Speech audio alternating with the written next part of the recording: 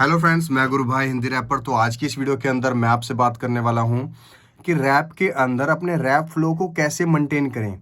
ये खासकर वीडियो उन लोगों के लिए जो भी बिगिनर्स हैं, क्योंकि कई लोग जो हसल शो देख रहे हैं या यूट्यूब पर वीडियोस देख रहे हैं रैपर्स की, उनको ये टेस्ट लग रहा है कि यार हम ये चीज़ कर लें, पर जब वो करते हैं तो उनसे वो चीज़ हो नहीं पा रही है। पर वो अपने आप में ये खुश हो रहे हैं कि हम वो गाना बना पा रहे हैं, रिकॉर्डिंग हो रही है तो बहुत अच्छा हो रहा है, पर एक्चुअली में वो रिजल्ट वो नहीं है, क्योंकि रैप फ्लो का मेन आधार उनको पता नहीं है। तो वो चीज़ को मेंटेन करने के लिए मैं थोड़ी सी वीडियो बना रहा हूँ, आप लोगों को बहुत हेल्प करेगी। तो देखिए, सबसे पहले आपके पास एक छोटा सा सॉफ्टवेयर होना चाहिए। ये बात आप ध्यान में रखो। कैसा भी सॉफ्टवेयर होना चाहिए, चाहे मोबाइल में होना चाहिए, जैसे बैंड लैब को आप यूज़ कर सकते हो, फ्री है। आप बैंड लैब यूज़ कर लो या कोई एफएल स्टूडियो को ट्रायल वर्जन यूज़ कर लो, या कुछ भी एक जिसके अंदर हमें मेट्रोनोम और बीट को सुनने की क्षमता मिले, यानी अपने अंदर से एक आइडियाज़ निकल के आए, तो हेल्प लेनी पड़ेगी आपको। अगर ये हेल्प नहीं ले सकते हो तो आप यूट्यूब की बीट्स को आप यूज़ करो, ठीक है। अब आप अगले टॉपिक पे आते हैं, क्योंकि ये चीज़ होगी तभी आप बेस्ट काम कर पाओगे। दूसरी बात अब आती है लिरिक्स लिखने की, कि लिरिक्स लिखोगे कैसे। देखिए, आपके पास लिरिक्स लिखने का कोई आइडिया नहीं है, आप बोल रहे हो कि मैं स्टार्ट कैसे करूं, एंड कैसे करूं, लिरिक्स लाऊं कहां से, हम लोग कहां से सोचते हैं। ये सभी हम सबका एक्सपीरियंस होता है, और थोड़ा बहुत हम आइडियाज़ लेते हैं दूसरों के सॉन्ग्स से। तो आप भी दूसरों के सॉन्ग लिख सकते हो अब एक पेपर पे, फिर उसमें करेक्शन कर सकते हो और फिर अपना बना सकते हो। तो चलिए, मैं कैसे प्रैक्टिस करता हूँ या आप कैसे कर सकते हो, थोड़ा सा मैं हेल्प कर सकता हूँ आपकी वीडियो के थ्रू। तो चलिए आते हैं स्क्रीन के ऊपर। तो देखिए गाइज, ये है हमारी स्क्रीन, जिसके ऊपर हम एक ड्रम प्ले करने वाले हैं। देखिए, हमारे पास कुछ लूप्स है। लूप्स इन द सेंस जो भी हमारे साउंड होते हैं जो बार बार रिपीट करते हैं, उसको हम लूप्स बोलते हैं, ठीक है। इसकी एक स्पीड है। देखिए, जब भी कोई गाना बनाता है ना आर्टिस्ट, कोई भी गाना बनेगा उसकी एक स्पीड निर्धारित होगी गाना बनाने के लिए। आप इस बात को ध्यान रखना, कभी भी गाना बनाओ आपकी एक स्पीड होनी चाहिए। ऐसा नहीं है कि कोई रिदम बज रही है, आप कुछ गा रहे हो और बीट कुछ गा रही है। मान लीजिए ये एक बीट है, देखिए कितनी फास्ट है। आप इसके ऊपर नहीं गा पाओगे। अगर आप गाओगे भी तो वो आवाज़ शायद आपकी ढंग से बाहर ना आए, आपके गले में दिक्कत हो। तो आप क्या करोगे, इसकी स्पीड को कम करोगे। तो अभी यहाँ पर 130 लिखा है, तो हम इसकी स्पीड को 90 करते हैं, ठीक है। मैं पहले भी बता चुका हूँ, पर यार जो बिगिनर्स है ना, उनको बिल्कुल भी समझ नहीं आ रहा है। पता नहीं क्यों नहीं समझ आ पा रहा है, मैं कितनी कोशिश कर चुका हूँ। तो फिर भी एक ट्राई और करते हैं। देखिए, इसके अंदर जो आप रिदम देख रहे हो ना, इसको ढंग से समझो एक बार। देखो,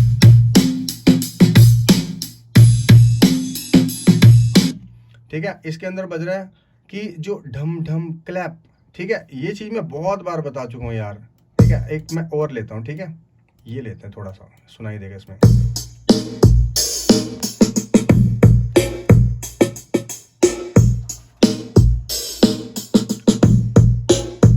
ये आपने क्यों, मैं दो तीन सुना रहा हूँ, मैं बताता हूँ अभी। देखिए, अब ये एक अलग है।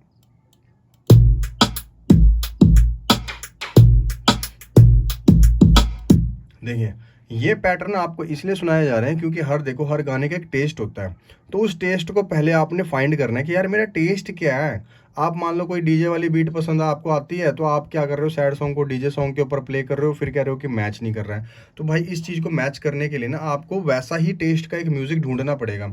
और वैसा टेस्ट का अगर म्यूजिक नहीं ढूंढ सकते हो ना, तो गूगल के ऊपर आपको थोड़ा म्यूजिक के ऊपर समझ लेनी पड़ेगी। यानी कि रैप म्यूजिक के अंदर भी कितने प्रकार के म्यूजिक है, क्या टेस्ट चल रहे हैं। जैसे कि आप रैप करना चाहते हो, तो रैप एक सिर्फ रैप लिखने से ही सारा कुछ नहीं है कि rap music rap music.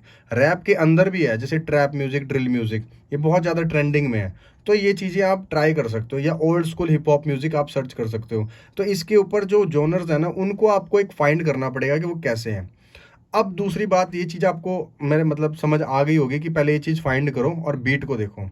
Beat की लेंथ देखो बदलती नहीं है।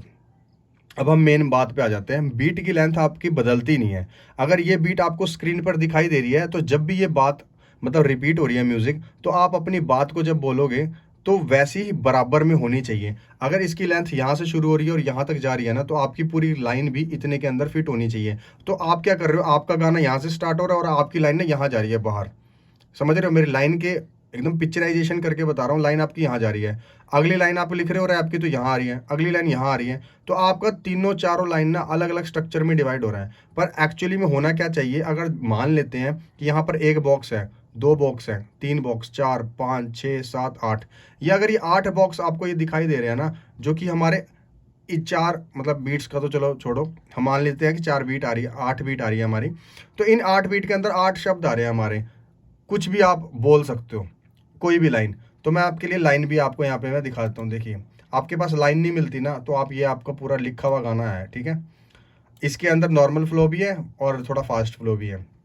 तो इसके अंदर मैं जैसे एक लाइन बोल दिया मैंने क्या किया 5 साल, रैप जरूरी या रोटी दाल, यही था सवाल दिमाग में, यूट्यूब का आपको पता हाल, ठीक है। तो ये चीज़ क्या है कि अब आप इसमें देखो क्या स्ट्रक्चर चल रहा है, मैं क्यों दिखा रहा हूँ। देखिए इसके अंदर ना आप देखिए, एक लाइन यहाँ पे गई, ठीक है, फिर अगली वाली लाइन जो भी आपको मैं यहाँ से दिखाता हूँ माउस पे से, ये लाइन देखो, इसकी लाइन से देखो इतनी है, अगली लाइन थोड़ी सी बड़ी है, फिर अगली लाइन थोड़ी छोटी होगी वापस, फिर अगली लाइन फिर बड़ी हो गई, ठीक है, फिर अगली लाइन फिर छोटी छोटी हो गई, फिर अगली लाइन फिर बड़ी हो गई, फिर अगली लाइन फिर छोटी हो गई, फिर अगली लाइन फिर बड़ी हो गई। ये क्यों हो रहा है? देखो इस बात को क्यों समझ नहीं रहे हो यार। देखो ये चीज़ ना हमें अपने सांस को कंट्रोल करने के लिए हेल्प करती है। अगर मैं इसको एक डिस्टेंस में बना दूं, बड़ा ही लिखता रहूं बड़ा बड़ा, तो क्या होगा, जैसा कि मैंने यहाँ पे बताया था आपको कि यहाँ पर जो रैप का एक स्ट्रक्चर है ना भाई, वो कम छोटा नहीं हो रहा है, वो बार बार सेम लेंथ के ऊपर ही काम कर रहा है, ठीक है। ये मैं इसलिए आपको पिक्चराइजेशन दिखा रहा हूँ क्योंकि आप लोग क्या कर रहे हो, घर के अंदर रिकॉर्ड करते हो, घर के अंदर काम कर रहे हो, तो आपको स्टूडियो का नहीं पता होता कि वहाँ लोग कैसे काम कर रहे हैं। तो वहाँ पर ऐसे ही काम होता है भाई, आपको एक बीपीएम यानी एक स्पीड निर्धारित करनी है और उस स्पीड के ऊपर चलना है। आपको कितनी भी दिक्कत आ जाए, कुछ भी आ जाए भाई, स्पीड नहीं बदलेगी। आपने ये बात ध्यान रखनी है कि आपको अपने लिरिक्स में ही कटिंग करनी पड़ेगी। और बंदे क्या सोचते हैं कि हम स्टूडियो जाएंगे, हमारे लिरिक्स ऐसे लिखे हैं वैसे लिखे हैं, हम कैसे भी गाएंगे और म्यूज़िक वाला उसके ऊपर फिट करता चला जाएगा। पर ऐसा नहीं होता भाई, हमें चीज़ों को समझने के लिए इनका एक फॉर्मूला भी याद रखना पड़ता है। अब आप इनको समझो, जैसे मैंने बताया यहाँ पे 8 शब्द यहाँ पे फिट हो रहे हैं, ठीक है। मैं यहाँ पे छोटा सा गिनता हूँ, मान लेते हैं, ठीक है, 1, 2, ठीक है, 3, 4, 5, 6, 7, 8, 9 और ये छोटा सा ये 10 तो आया था, ठीक है। अब यहाँ पे 10 हो गए, तो इसका मतलब ये नहीं है कि भाई ये तो मैं तो 8 बोला था आप 10 लिख रहे हो भाई, ये कुछ ऐसा नहीं है। आपको इसके अंदर फिट करना है। जैसे अब मैं देखो फिट करके देखता हूँ इसको, मैं लाइन क्या देखो, और स्टार्ट कैसे करेंगे वो भी ध्यान से समझना। मैं एकदम से स्टार्ट नहीं करूँगा, पहले बीट को सुनूंगा फिर गाऊंगा। यो मैंने क्या किया 5 साल, रैप जरूरी है रोटी दाल, यही था सवाल दिमाग में। मैंने क्या किया 5 साल, रैप जरूरी है रोटी दाल, यही था सवाल दिमाग में, यूट्यूब का आपको पता हाल। देखिए सेट हो गया। अब इसको स्लो करते हैं, मान लें, ठीक है।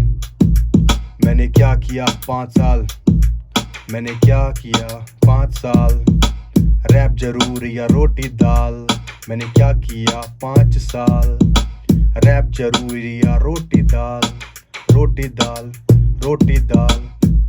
समझ रहे हो यार, हमें ये क्यों गाना है, मैं क्यों गा रहा हूँ ऐसे टेढ़ा मेढ़ा, ये इसलिए गा रहा हूँ क्योंकि यार इसके अंदर हमें फिट करना है।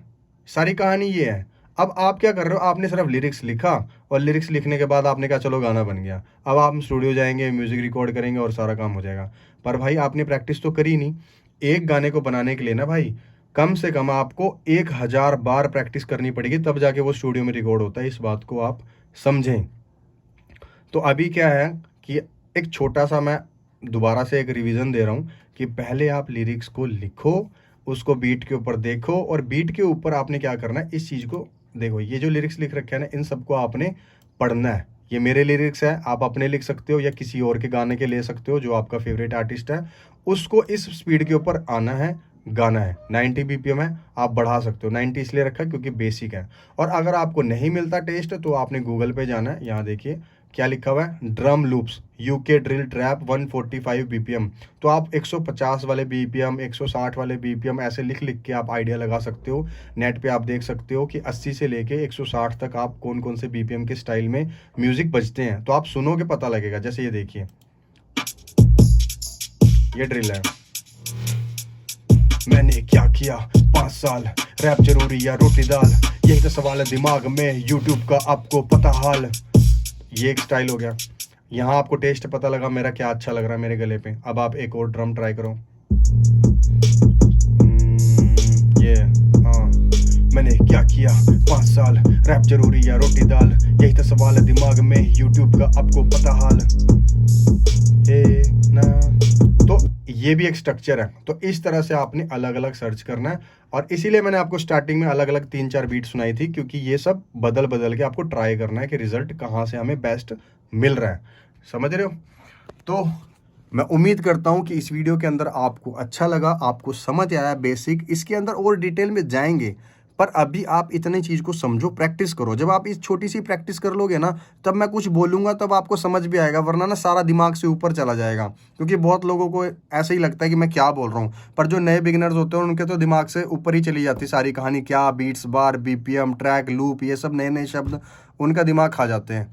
तो इससे बढ़िया है कि आप पहले बेसिक को समझ लो, फिर धीरे धीरे हम और चीज़ बताएंगे। तो इस वीडियो के अंदर इतना ही था। मैं उम्मीद करता हूँ वीडियो आपको अच्छी लगी। वीडियो अच्छी लगी तो लाइक, कमेंट, शेयर और सब्सक्राइब करे बिना बिल्कुल मत जाना। जय हिंद।